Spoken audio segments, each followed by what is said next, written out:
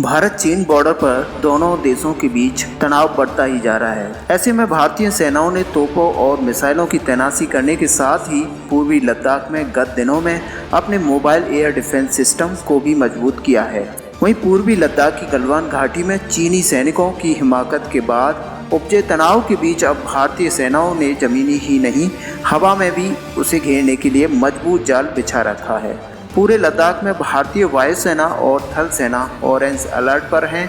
इतना ही नहीं, दुश्मन के विमान तबाह करने के लिए quick reaction surface to air missile system भी तैनात कर दिया गया है। वायुसेना के आधिकारिक रडार दुश्मन के विमानों को उसके बेस पर ही निगरानी रख रहे हैं। पूर्वी लद्दाख में चीन के मुकाबले भारतीय सेनाएं पूरी तरह तैयार हैं। एक और तोपखाना जरूरत पड़ने पर सटीक वार करने को मुस्तैद है, तो वहीं भारतीय वायुसेना भी हवाई हमले को नाकाब करने में सक्षम है। सैन्य सूत्रों के अनुसार दोनों भारतीय सेनाओं ने तोपों और मिसाइलों की तैनाती करने के साथ ही पूर्वी लद्दाख में गत दिनों में अपने मोबाइल एयर डिफेंस सिस्टम की भी मजबूत किया है। इसके अलावा भी नए उपकरणों को शामिल करने का सिलसिला जारी है। आपको बता दें, पिछले 2 हफ्तों में चीन की वायुसेना वास्तविक नियंत्रण रेखा के करीब सुखोई 30 विमानों और हेलीकॉप्टरों की गतिविधियों में तेजी लाई है। गलवान घाटी के पेट्रोल पॉइंट 14-15 व हॉट स्प्रिंग पैंगोंग त्सो झील और फिंगर एरिया से काफी पास तक उड़ान भरते दिखे हैं। इसके जवाब में भारतीय वायुसेना ने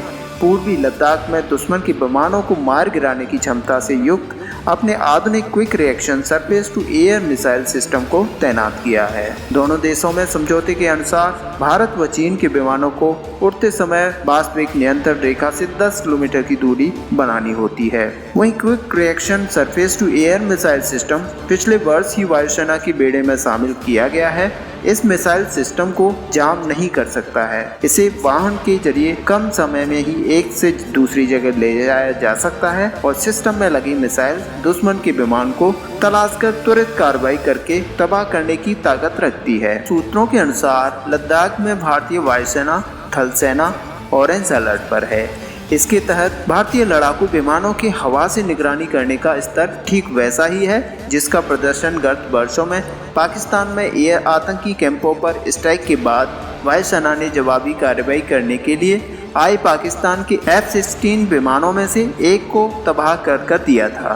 पूर्वी लद्दाख में अपने 3 एडवांस लैंडिंग ग्राउंड बनाने वाली भारतीय वायुसेना के फाइटर विमान चंद मिनटों में चीन पर घातक प्रहार करने की क्षमता रखते हैं। इसके साथ ही दोस्तों एक और न्यूज निकल कर आ रही है। भारत ने चीन से खतरे के मद्देनजर जिस आकाश मिसाइल को सीमा पर तैनात किया है नई खूबियों से लैस है और इसको टारगेट पर सटीक निशाना लगाने में एक अहम भूमिका होती है। सीमा पर चीन के दुस्साहस और उससे होने वाले खतरे के मद्देनजर भारत ने इसको जवाब देने के लिए अत्याधुनिक आकाश मिसाइल को तैनात किया है। ऐसा सीमा पर चीन की तरफ से हो रही तैयारियों और लड़ाकू विमानों हेलीकॉप्टरों के भारत सीमा में दाखिल होने के मद्देनजर किया गया है।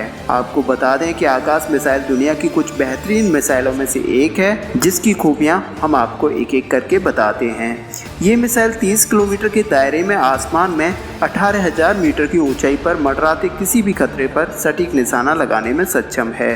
ये इतनी ऊंचाई पर किसी भी लड़ाकू विमान, क्रूज मिसाइल और हवा में सतह वाली मिसाइलों के साथ साथ बैलिस्टिक मिसाइलों को भी हवा में ही मार गिराने की क्षमता रखती है।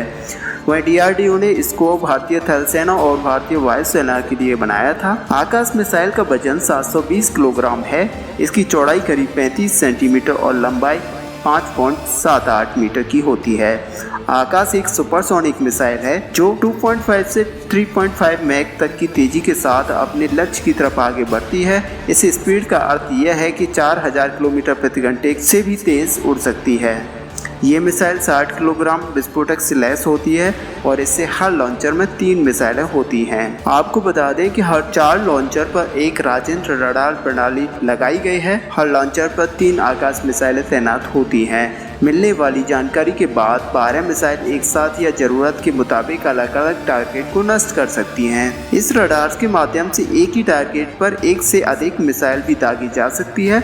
आपको बता दें कि आकाश मिसाइल का प्रोजेक्ट वर्ष 1990 में शुरू हुआ था और इसके 7 वर्ष बाद इसको तैयार किया जा सका था। वर्ष 2005 में इसका सफलतापूर्वक टेस्ट किया गया था और उसके बाद से ही ये देश की सेवा में तत्पर है। तो दोस्तों, आपका क्या मानना है, आप हमें कमेंट करके बताएं और वीडियो को लाइक और शेयर करना ना भूलें। मिलते हैं नेक्स्ट वीडियो में। धन्यवाद।